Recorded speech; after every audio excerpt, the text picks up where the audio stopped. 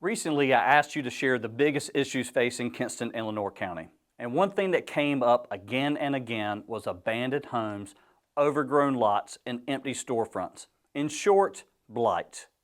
Here's the deal. Vacant and rundown properties are more than an eyesore. They drag down neighborhoods, scare away investment, and give visitors the wrong first impression of our community. People told me about knee-high grass, burned out houses left standing, landlords charging high rent for buildings they won't repair, and whole blocks where it looks like no one cares. And that frustration is real. One person said, "Ride around and open your eyes. Queen Street looks good, but a few blocks over, it's nothing but abandoned homes and overgrown property." Another person wrote, "If owners don't clean them up, the city should take them over and make the spaces usable." There's a theory I studied while serving as mayor called broken windows.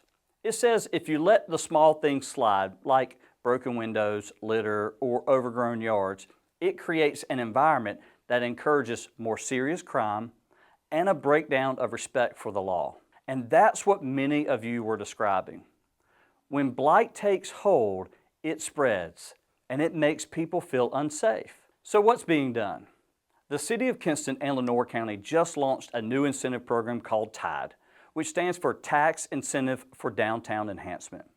It's a joint program with Kinston, LaGrange, and Pink Hill, and the goal is to help downtown property owners redevelop vacant buildings by offsetting some of their tax costs once they bring the property back into use.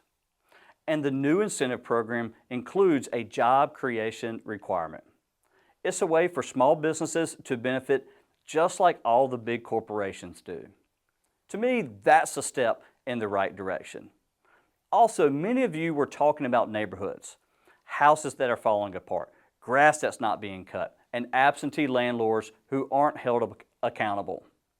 One thing we could do is evaluate how well the downtown incentive programs work in LaGrange, Pink Hill, and Kinston, then consider applying similar policies to residential neighborhoods.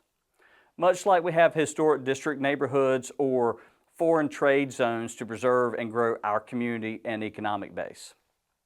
Second, significantly more code enforcement sounds good and should happen, but my experience is that our code enforcement departments are either understaffed or underfunded to meet the high demand. Maybe we'll discuss that one more in the future. So tell me what you think. Are there other small business incentive programs local governments could consider? What are some ways to hold landlords and absentee owners accountable? Remember, I'm interested in policies, not personalities. Let's leave names aside and let's discuss.